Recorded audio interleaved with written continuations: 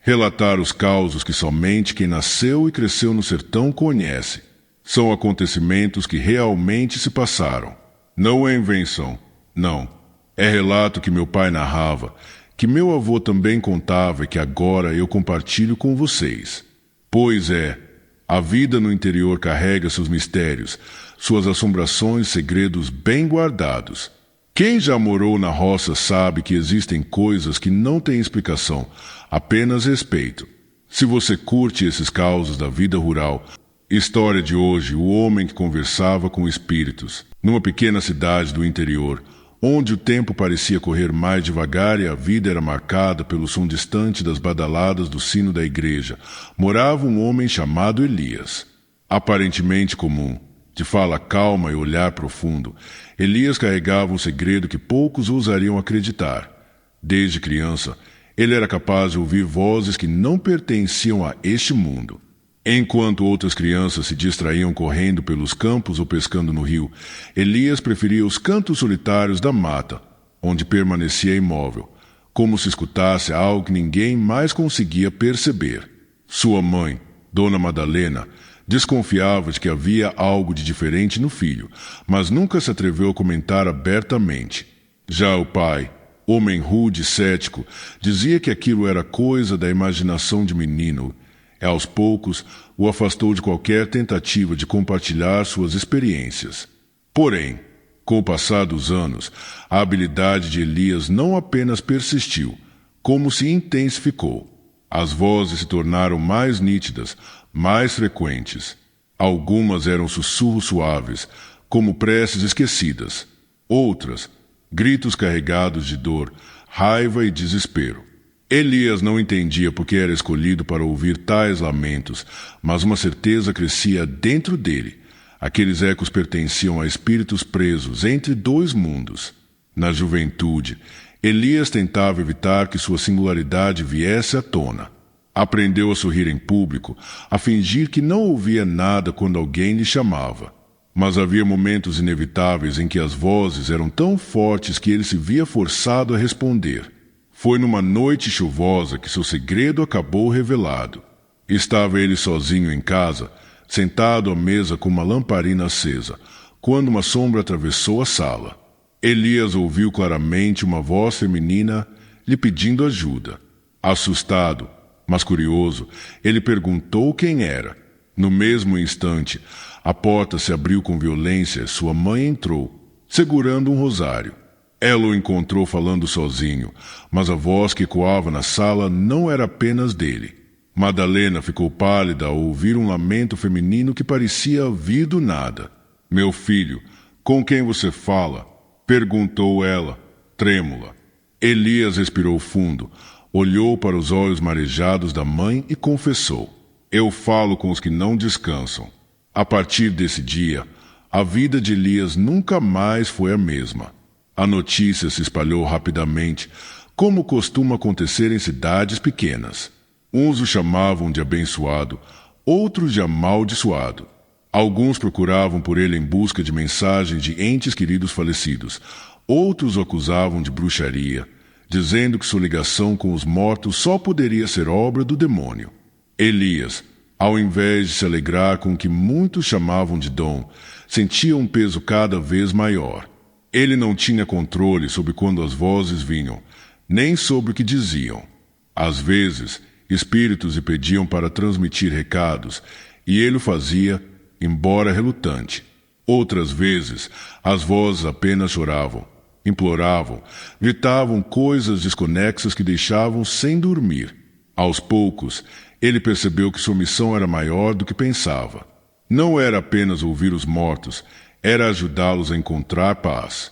No entanto, quanto mais ele tentava fazer isso, mais entidades se aproximavam, como se um portal invisível tivesse se aberto ao seu redor. Certa noite, ao caminhar pela estrada de terra que ligava a cidade ao cemitério, Elias ouviu passos atrás de si. Virou-se, mas não havia ninguém. A lua cheia iluminava a trilha e, no silêncio, ele escutou uma criança chamar seu nome. Seguiu a voz até os portões enferrujados do cemitério e ali encontrou uma figura translúcida, de uma menina que parecia ter não mais que 7 anos. Seus olhos tristes se fixaram nele. Senhor, me ajude a achar minha mãe, disse ela, com uma doçura que partia o coração. Elias prometeu ajudá-la, mas nunca conseguiu descobrir quem fora aquela criança em vida. Desde então, passou a ser perseguido por sua imagem, que o seguia como sombra. Onde quer que fosse, a menininha estava lá, pedindo a mesma coisa, sem descanso. Nem todos aceitavam sua condição. O padre da cidade, homem de fé rígida, o acusava de heresia. Conversar com os mortos é pecado. Eles não vêm de Deus, mas do inimigo, dizia em seus sermões, sempre lançando olhares severos em direção a Elias. Isso fez com que muitos moradores passassem a evitá-lo. Crianças eram proibidas de brincar perto de sua casa. Vizinhos mudaram de calçada quando o viam passar. Elias suportava em silêncio, mas por dentro sentia-se cada vez mais isolado. Apenas sua mãe permanecia ao seu lado, defendendo com unhas e dentes. Mas a solidão era inevitável, e quanto mais se afastava dos vivos, mais se aproximava dos mortos. Com o tempo, Elias começou a perceber que havia diferenças entre os espíritos. Alguns pareciam perdidos, confusos, como viajantes sem mapa. Outros eram rancorosos, alimentando-se do medo que causavam. Havia ainda aqueles que simplesmente observavam, em silêncio, como se esperasse o momento certo para se manifestar. Foi nesse período que Elias conheceu o espírito que mudaria sua vida para sempre. Uma noite, em seu quarto, ouviu uma voz masculina grave, que não implorava, não chorava. Ao contrário, soava autoritária. Você tem algo que eu preciso. Elias estremeceu. Nunca antes ouvirá uma entidade falar com tamanha clareza e firmeza. Perguntou quem era, mas a voz não respondeu. Apenas disse, logo, você saberá. Daquela noite em diante, a presença tornou-se constante. Elias sentia que estava sendo observado em cada passo, como se aquela entidade invisível tivesse se apossado de sua vida. E, ao contrário dos outros espíritos, este não buscava descanso. Buscava algo mais sombrio. Os dias começaram a se confundir. Elias já não sabia quando estava acordado ou sonhando. Via sombras se moverem pela casa, ouvia batidas nas paredes, sentia um frio cortante ao seu redor. Sua saúde começou a definhar. Olhos fundos, pele pálida, noites em claro. Sua mãe tentava cuidar dele, mas nada parecia surtir efeito. A menina que sempre o acompanhava deixou de aparecer. Em seu lugar, o homem da voz grave se manifestava com mais intensidade, como se tivesse expulsado todos os outros espíritos. Você é meu, Elias, dizia a voz, ecoando em sua mente. Ele tentou resistir, rezava, implorava, mas quanto mais lutava, mais fraco ficava, até que, numa madrugada, ouviu claramente o espírito ordenar: vá ao cemitério. Lá, encontrará o que procura. Sem questionar, Elias levantou-se, vestiu o casaco e saiu pela escuridão. A lua estava oculta por nuvens pesadas e apenas a lanterna em sua mão iluminava o caminho. Ao chegar ao portão do cemitério, sentiu o coração acelerar. A cada passo que dava, a sensação de estar sendo engolido por algo maior aumentava. No centro do cemitério, diante de um túmulo antigo e coberto de musgo, a figura finalmente se revelou. Um homem alto, de traços sombrios, vestido com roupas antigas, surgiu diante dele. Os olhos eram 2 buracos negros que sugavam toda a esperança. Finalmente, Elias. Esperei por você, disse a aparição. Quem é você? Perguntou, a voz trêmula. Um homem como você. Alguém que também conversava com os espíritos.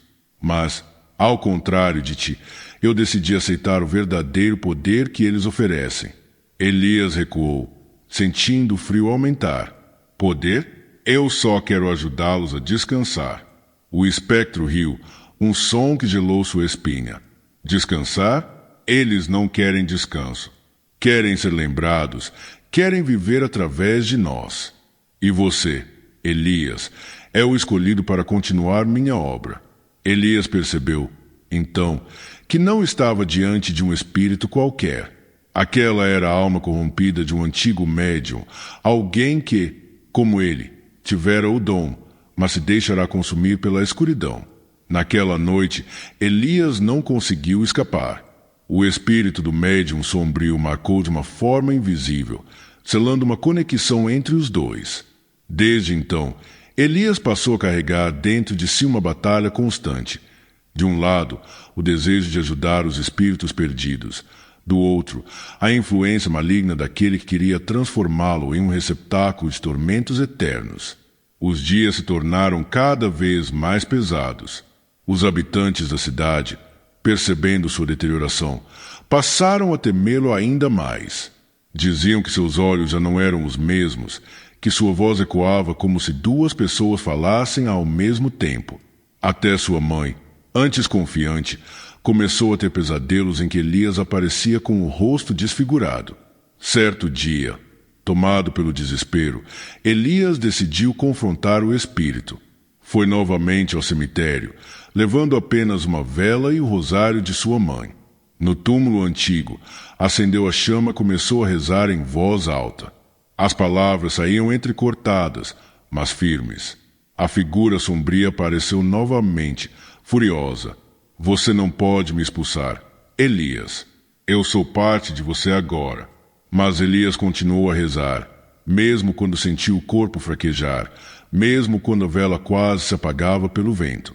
Em meio às orações, ele gritou: se preciso for, levarei você comigo para o além, mas não deixarei que cause mais dor. Naquele instante, a chama da vela se apagou e um silêncio sepulcral tomou conta do lugar. Ninguém sabe ao certo o que aconteceu depois. Elias nunca mais foi visto. Dias se passaram, depois semanas. A casa onde morava foi abandonada. Alguns juravam ouvir vozes vindo de dentro, como se Elias ainda estivesse lá, conversando com aqueles que não descansaram. Outros afirmavam tê-lo visto caminhando pelo cemitério nas noites de lua cheia, com uma criança de mãos dadas. A cidade, marcada pela estranha história, nunca mais esqueceu seu nome. Elias se tornou uma lenda, conhecida como o homem que conversava com espíritos. Uns o viam como mártir, que sacrificou sua vida para enfrentar o mal. Outros acreditavam que ele próprio sucumbiu à escuridão e agora vagava como um espírito inquieto. E assim, sua história permanece suspensa entre a vida e a morte, como as vozes que um dia apenas ele foi capaz de ouvir.